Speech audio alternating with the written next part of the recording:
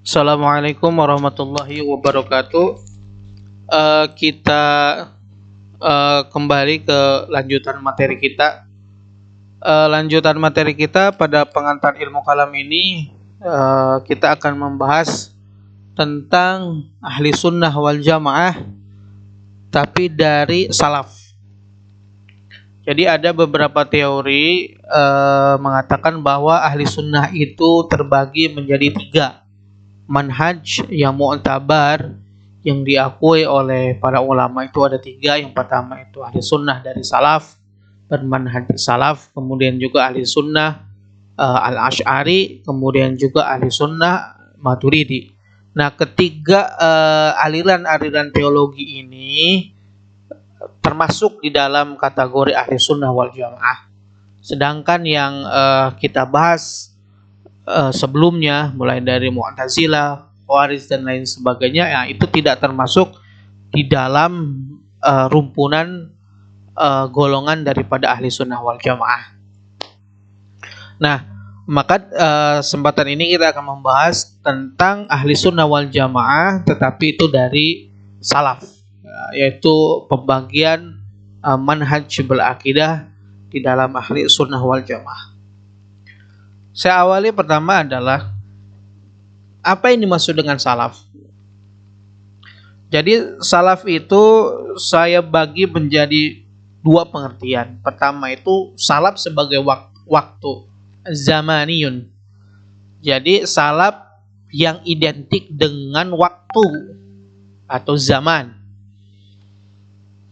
Apa yang dimaksud salaf diidentikan dengan waktu, yaitu salaf menurut bahasa artinya adalah yang terdahulu, nenek moyang yang lebih tua ataupun para pendahulu. Jadi salaf itu dalam segi bahasa ya pendahulu, salaf yang sudah berlalu, yang terdahulu, nenek moyang kita ataupun orang yang lebih tua daripada kita, itulah disebut dengan salaf. Nah, kemudian apa yang dimaksud dengan salaf? Biasanya itu salaf. Anda tidak mengikuti salaf dalam berakidah. Nah, maksudnya apa? Nah, itu maksud Anda tidak mengakui salaf tersebut itu sebenarnya ada bentuk istilah daripada definisi salaf. Salaf menurut istilah adalah generasi pertama yang terbaik dari umat Islam yang terdiri daripada sahabat, tabi'in, tabi'ut tabi'in, dan para imam pembawa petunjuk pada tiga kurun atau generasi masa pertama yang dimuliakan oleh Allah Subhanahu wa taala. Sebagaimana dalam hadis, khairun nasi qarni tsumma alladzi yalunahum tsumma alladzi yalunahum. Jadi ada tiga generasi kurun yang disebut dengan al-qurun al-mufaddalah. Jadi ketika ada orang yang mengatakan Anda tidak mengikuti salaf, nah tidak mengikuti salaf itu artinya Anda tidak mengikuti kurun yang mufaddalah. Generasi terbaik di dalam umat Islam, yaitu sahabat, tabi'in, tabi'ut tabi'in. Nah, ini yang berkenaan dengan definisi salaf dari segi waktu. Jadi pengertian salaf dari segi waktu. Jadi yang pertama itu di dalam segi bahasa pendahulu, kemudian istilah itu ya orang-orang tiga generasi pertama itu yang generasi terbaik. Itu berkenaan dengan waktu. Tetapi apa yang dimaksud dengan ahli sunnah wal jamaah itu salaf? Artinya ahli sunnah wal jamaah, salaf di sini adalah sebenarnya itu salaf sebagai manhaj atau metode berakidah. Jadi metode berakidah di dalam di dalam Islam, kemudian yang dirangkai dengan ahli sunnah itu ada tiga. Yang pertama itu salaf, kemudian juga Asy'ari dan Maturidi. Itu adalah sebenarnya itulah manhaj, metode kita berakidah. Nah, yang pertama adalah salaf sebagai manhaj atau metode berakidah. Yang pertama adalah ini ada tiga ya karakteristik salaf sebagai manhaj berakidah. Yang pertama adalah memprioritaskan nakal atau wahyu dari akal. Jadi taqdimu an-naql ala akal. Jadi mendahulukan nakal dibandingkan atau wahyu daripada akal. Jadi nakli banget.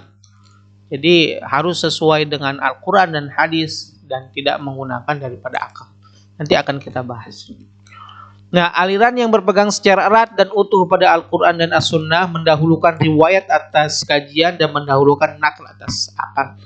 Makanya di dalam orang-orang yang bermanhaj salaf ini mereka lebih mengutamakan riwayat daripada ra'yun, daripada pendapat orang, tetapi dia lebih memprioritaskan daripada riwayat. Ini ada riwayatnya atau tidak? Kalau misalnya tidak ada riwayat, ya raddun. Riwayatnya dari mana? Nabi Muhammad SAW, sahabat, tabi'in, wa tabi'ut tabi'innya, yaitu yang qurun al-mufaddalah tadi itu.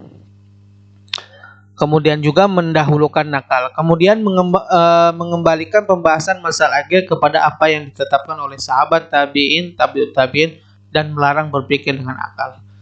Nah, mereka berkonsisten bahwa yang berkenaan dengan permasalahan akidah ataupun teologi itu ya kita harus mengikuti apa yang telah ditetapkan oleh sahabat dan tidak perlu ditambah-tambah itu, apalagi ditambah dengan akal pikiran kita.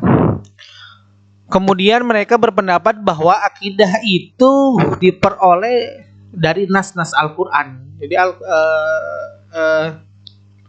bukan daripada akal pikiran, sehingga mereka itu dalam berakidah itu ya kita harus kembali kepada nas-nas Al-Quran, yaitu Al-Quran dan Sunnah.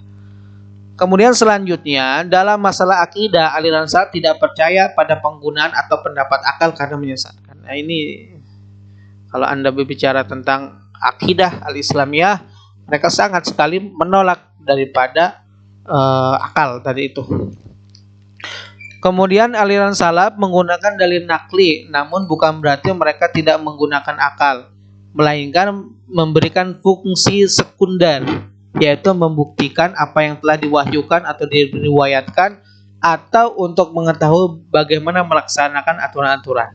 Jadi bukan mereka itu menafikan akal, tetapi mereka memberikan fungsi akal itu sedikit di dalam permasalahan-permasalahan akidah, dan itu pun hanya untuk membuktikan apa yang telah disampaikan oleh apa yang ditetapkan oleh Al-Quran dan As-Sunnah. Tidak boleh daripada itu, hanya untuk membuktikan, dan sehingga akal menurut mereka itu tidak perlu untuk digunakan. Kemudian ciri khas yang kedua dalam manhaj ini adalah mereka menolak ta'wil al-kalami, raddu at-ta'wil al-kalami. Nah, aliran salaf itu mengikuti pemahaman sesuai dengan Al-Quran dan As-Sunnah. Ma wurida fil Quran wa Sunnah, mereka menerima apa yang sudah dijabarkan dari Al-Quran dan As-Sunnah. Mereka beriman kepada apa yang didatangkan dari Al-Quran dan As-Sunnah. Jadi kalau misalnya Al-Quran itu seperti itu ya sudah, tidak perlu dijabarkan, tidak perlu dijelaskan lagi oleh akal. Nah, contoh yang saya contoh adalah tentang ayat-ayat mutasyabihat. Nah, ayat-ayat mutasyabihat ini adalah ayat-ayat yang Tuhan itu menyerupai manusia. Seperti Tuhan itu mempunyai tangan, Tuhan itu turun ke dunia, Tuhan itu mempunyai mata, mempunyai wajah, dan juga ketika di akhirat kita itu dapat melihat Tuhan. Nah, mereka itu tetap mengimani ya Tuhan itu mempunyai wajah, mempunyai, tetapi mereka itu mengimaninya dengan i'tikad tanzih. Tanzih itu adalah innallaha munazzah. Munazzah di sini an kaifiyati makhluk. Munazzah di sini itu adalah Allah itu disucikan dari kaifiyatu makhluk, dari bagaimana dan bentuk makhluk. Sehingga mereka itu percaya Allah punya tangan. Ya, mereka percaya bahwa Allah itu punya tangan, tetapi i'tiqad tanzih, tetapi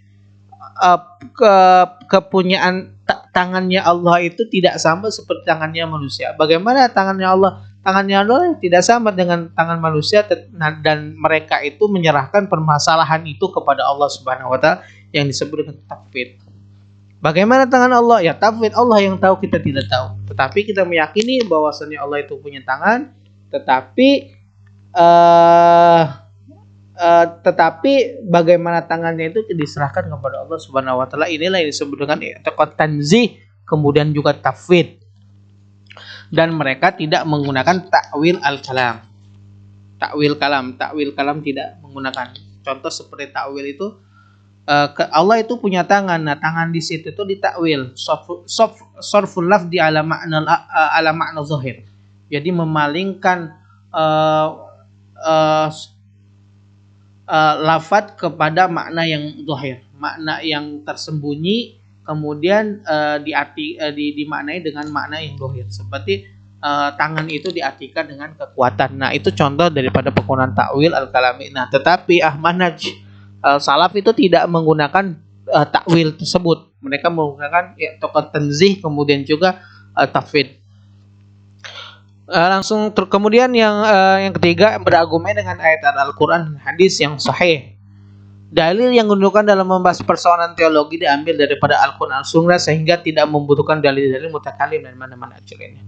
Mereka beranggapan bahwa ya kita cukup berargumen dengan ayat-ayat Al-Quran dan hadis sahih, dengan hadis yang sahih. Biasanya kalangan salaf atau aliran bermanhaj salaf itu ya mereka lebih memilih-milih hadis-hadis yang sahih. Nah, ini biasanya sahih Bukhari, Muslim. Kemudian juga dalam melihat realita itu, menghukumi segala sesuatu itu biasa mereka langsung Al-Quran, hadis, Al-Quran, hadis, Quran, hadis. Kemudian juga mereka memilih dalam berargumen itu hadis-hadis yang sahih saja. Nah, dalil yang itu contoh dalil yang digunakan dalam membahas persoalan teologi diambil daripada Al-Quran Sunnah, sehingga tidak membutuhkan dalil-dalil mutakallimin dan manhaj yang lain.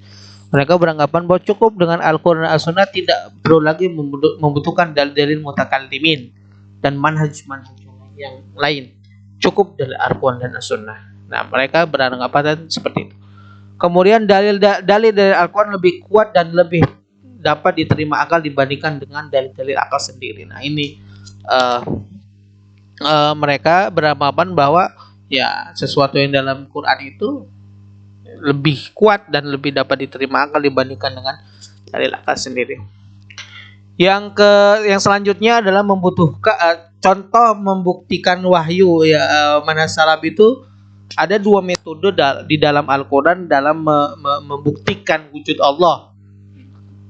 Contohnya adalah metode mauqif zati, kembali kepada fitrah, dan metode mauqif al-khariji. Nah, ini adalah suatu metode yang diambil daripada Al-Quran dalam membuktikan wujud Allah Subhanahu wa taala, yaitu al-mauqif zati dan al-mauqif al-khariji. Mauqif zati ini adalah kembalinya seseorang ke fitrah. Jadi di dalam fitrah manusia itu membutuhkan kepada sesuatu zat yang maha tinggi, zat yang maha kuat, dan zat yang maha di atas segalanya. Contoh, ketika seseorang itu mendapatkan musibah dan tertekan terhadap suatu problematika, suatu permasalahan, maka seorang manusia itu membutuhkan suatu pertolongan. Nah, ini adalah menandakan bahwa manusia itu membutuhkan sesuatu zat yang tinggi, yang sangat maha atas segalanya. Nah, ini adalah yang dimaksud adalah Tuhan. Tuhan adalah maha atas segala-galanya. Nah, inilah yang disebut dengan metode al-mauqif al-dzati yang banyak sekali didapati di dalam Al-Quran. Kemudian yang kedua adalah metode mauqif al-khariji, yaitu merenung alam semesta ini. Jadi dengan merenung alam ini kita akan dapat membuktikan tentang wujudnya Allah Subhanahu wa taala.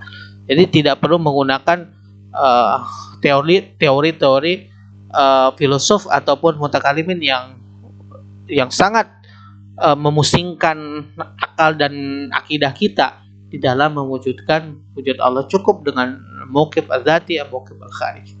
Ini menurut pandangan Ahlussunnah wal Jamaah bermanhaj salaf.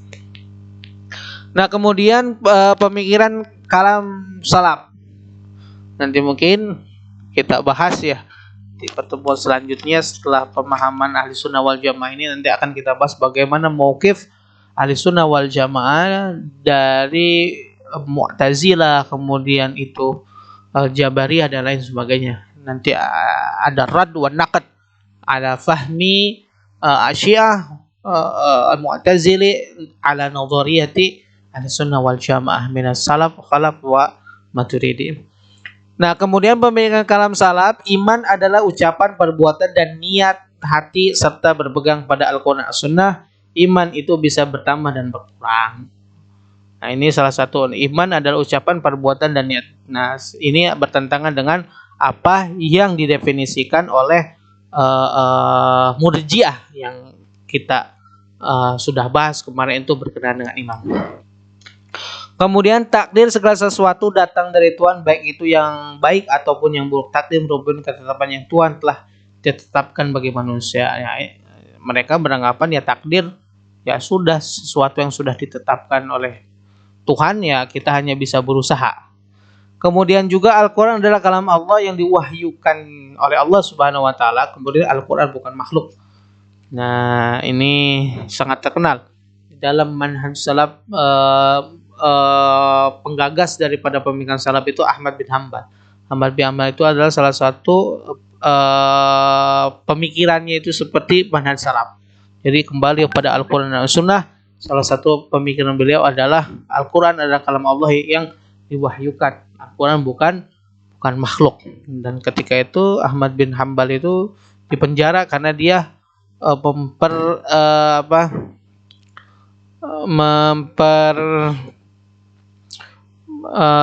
berpendapat bahwa Al-Quran bukan makhluk, bertentangan dengan Mu'tazilah ketika itu penguasa daripada Bani Abbas.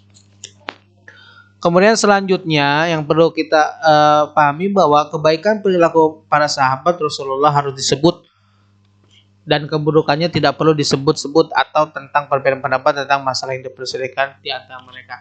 Nah, salah satu daripada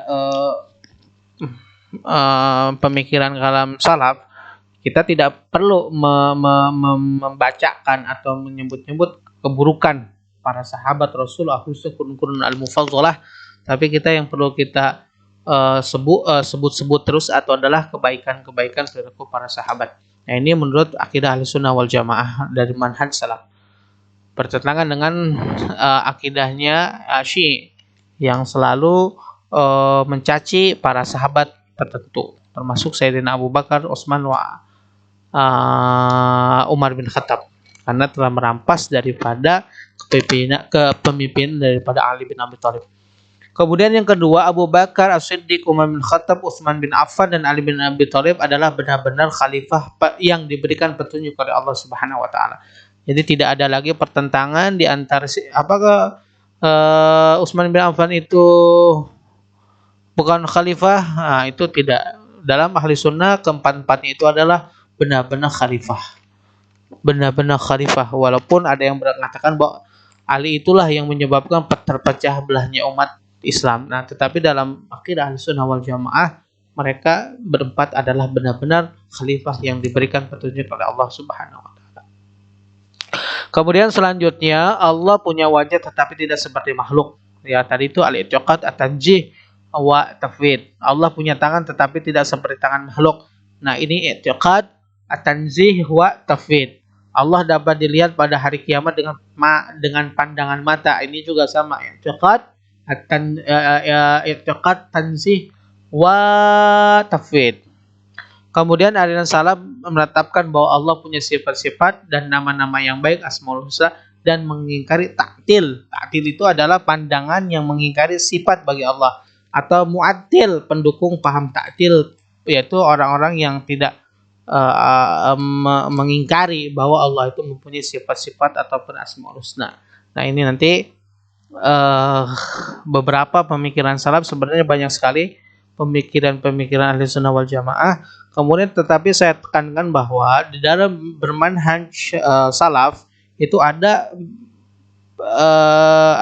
tiga pandangan besar atau manhaj besar salaf sebagai metode berakidah. Itu adalah tadi itu taqdimun naql alal aql, kemudian juga rafu at-ta'wil al-kalami, kemudian juga al-istidlal bil Quran wal ahadisi as-sahihah. Nah, ini adalah yang perlu kalian pahami, ketiga corak metode ahli sunnah bermanhaj salaf. Sehingga kita setelah mengetahui metode-metode ini, kita dapat melihat problematika keberagamaan di dalam masyarakat itu. Oh, ini ternyata ahli sunnah yang bermanhaj salaf, karena mereka itu ada tiga prioritas utama tadi itu: tertibun naql, tarafut ta'wil al-kalami, kemudian al-istidlal bi ahadits al-kalam Al-Quran wal ahadits as-sahih. Mungkin itu saja yang saya dapat sampaikan. Mungkin nanti kita akan ketemu lagi di pembahasan berikutnya. Wabillahi taufiq wal hidayah. Assalamualaikum warahmatullahi wabarakatuh.